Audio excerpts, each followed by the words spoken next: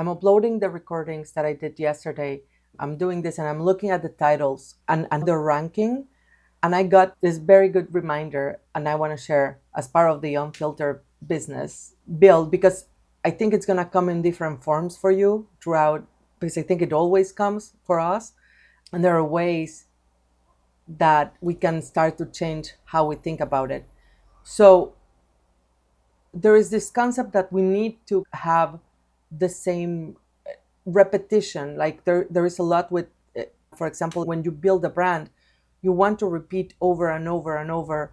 And maybe you can call it consistency, but it's really more the idea that we are starting and we want to create an image to the people that they're our niche, let's say, or they're going to buy from us. And of course, it's a strategy. It's not necessarily with the intent of brainwashing or anything like that. It's just that you don't want to be all over the place. You want to be recognized. And to be recognized, you want to kind of like present over and over, kind of like the same thing.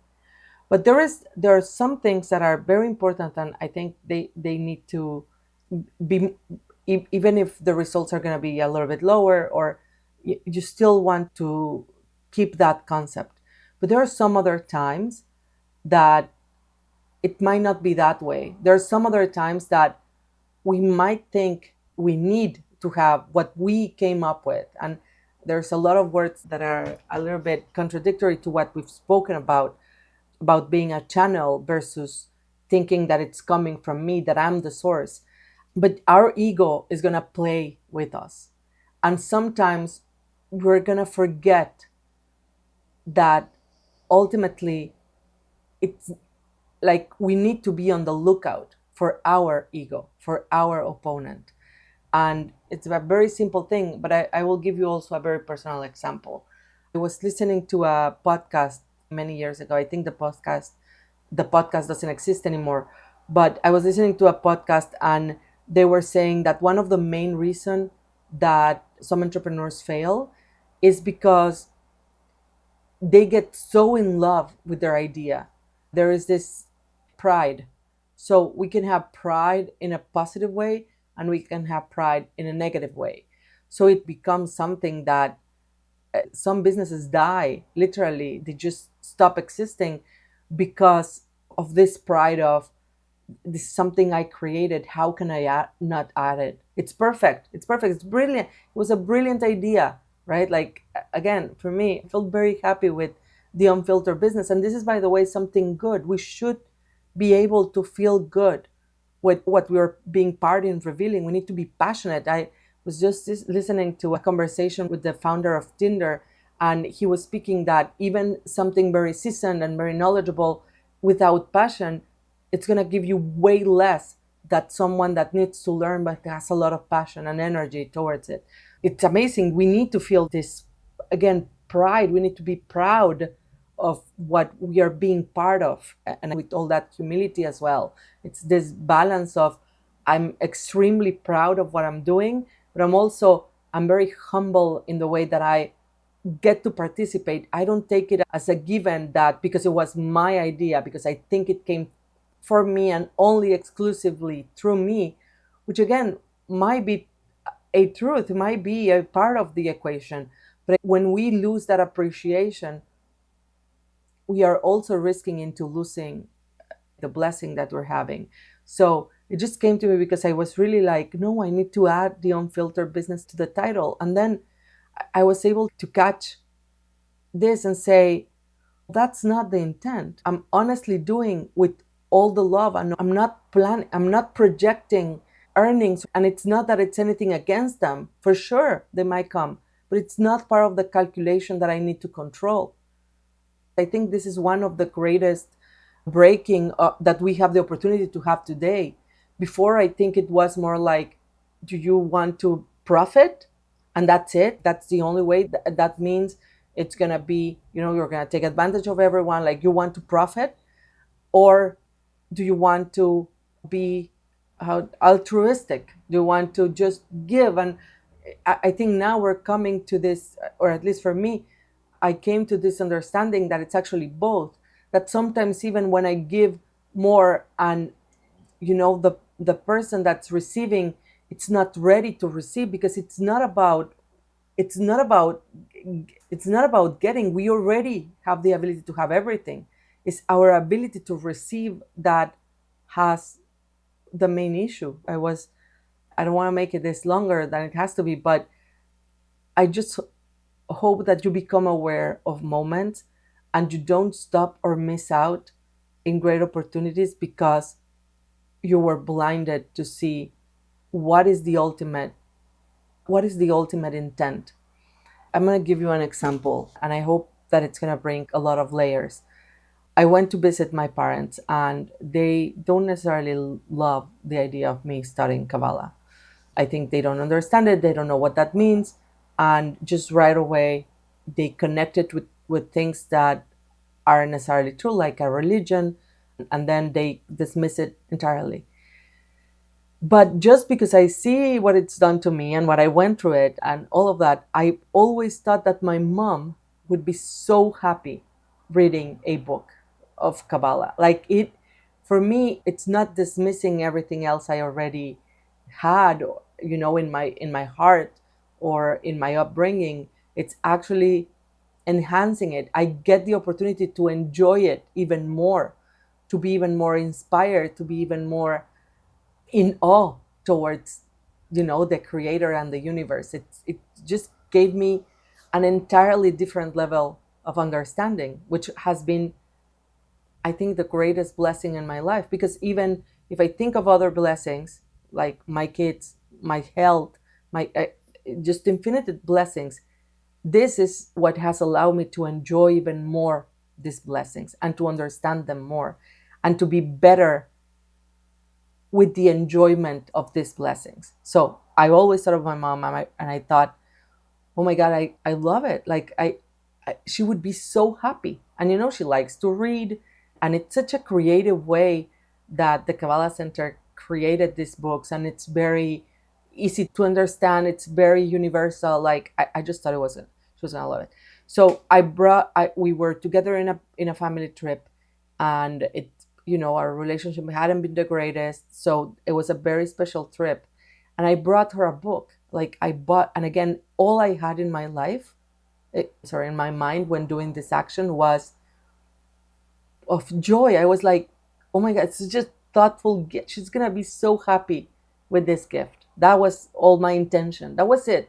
I had nothing. I didn't want her to go and like I want anything else. Just the enjoyment with that book, and potentially a lot of other things in her life as it was, not changing anything.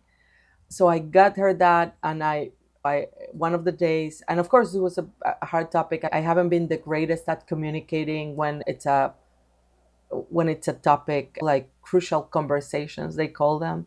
So high stakes, high emotions, and very different points of view. I'm not great at them. Maybe I can when I am more in control of my emotions. At that moment, I was not really equipped for that. And it was a lot of things at the same moment going on, by the way. But, anyways, I looked for the moment. I kind of like ambushed her when she was alone. And I told her, listen, I brought you this book as a gift. I saw it. I thought of you. I thought you would really enjoy it. So I bought it for you. So here. She took a look at it and she said, listen, I'm sorry, I don't like it. I don't think about what you're doing is good. I don't like this. I don't want this. But if you need to, okay, I'll have it and I'll read it. But honestly, yeah, this is not for me. And in that, I got a lot of rejection because she was telling me, I don't agree with what you're doing. And I was thinking, like, you don't even know what I'm like. You don't even know what it is. You have an idea of what you think it is, and you assume that, it's always because if it's from me, you assume it's gonna be bad. You assume I'm doing something wrong. But how can I? How? And this is a as you can see, it's like a very emotional and deep conflict that I've had. And in that moment, I said, you know what? I don't care. Come into, you, it kind of like, it's okay. You don't have to read it. I didn't even react. I didn't even say anything bad to her. I said, that's okay. just give me the book. I'll take it back. You don't have to, like, don't go through that. Don't worry about it. And I didn't realize, I didn't take it for much. I was like, honestly, like, there was a part of me saying, because we know in this that ultimately we do the actions, and we know that whoever that it's meant to interact or to do or to receive the message will, like, again, as much as we don't need to control the earnings, we also don't need to control the audience. Like, that's none of our business. There's going to be many people that are going to look at this and are going to say, this is stupid, this is, it doesn't make any sense, like, I'm not getting any value from this. That's okay. We are not here to control that. There's some people that might find value and might be, encouraged and do something good, and that's it. And it's not of our control. Like that, it's when we get support from the universe and from the light. But one that I was key, that I was caught right later, was in the end she said, if you want to, I would read it. But because my ego was hurt, I said no. But again, it was such an amazing thing and beautiful thing that I could have said, yes, I would like to. I mean, if it if you start reading it and it's like really hurting you or making you uncomfortable in any way, you don't have to. Of course, like I said in this, in the like when we were speaking about some stuff, like if maybe not, maybe I spoke about this somewhere else, but there are some of the concepts here that, particularly when you're feeling bad, it might help you, but sometimes it can make you feel worse. So if that's the case, don't do it. Like, don't put yourself in a worse place. But anyways, the point was, I actually took that and said, no, my pride forgot what the ultimate goal was. I know it's a very different story. Just try to make sure, there's going to be times when you're going to be so in love of your product, of your business, that you might, and actually I would treat it as it's going to happen. I just need to be aware of when, so that I do not fall on the trap. You will go into this place of thinking, no, I know better. This is better. So just try to be aware. So, and again, there are moments that it's okay, that like you do need to, it's a paradox, right? Like we say, we're in the right path because it's a paradox. It's a very big paradox, because on some hand, we need to not give up. There are moments that if we know, and this is what we have to do, we cannot give up. And at the same time, there's going to be moments that, if it's going to help to the ultimate intent, that in my case is to get people out of survival mode and to see that there's a way to be happier, more fulfilled, and have more, so that they can have more time to be a good, not good because I'm not saying they're bad, but just to keep them being better parents, better friends, better, like, just keep transforming. For me, I know for sure, I will know that if I don't need to clean my house myself, I would be way more tolerant with my kids. It's 100%. I get so overwhelmed by cooking that, and I bring in guilt. And that if I would have someone that provides me, and I have the extra money to get prepare meals or things like that, would be amazing. There's nothing wrong with that. So even that way, I get to be more present for my kids. I hope you get the idea. But yeah, I just wanted to share that. I might look for that episode and share it here, because it was such a good episode of how some businesses, like, there were founders and they were saying how some of their businesses failed because they kind of like fell too deep into the being in love with their idea, so they couldn't see kind of like the bigger picture and what was really the purpose of what they were doing.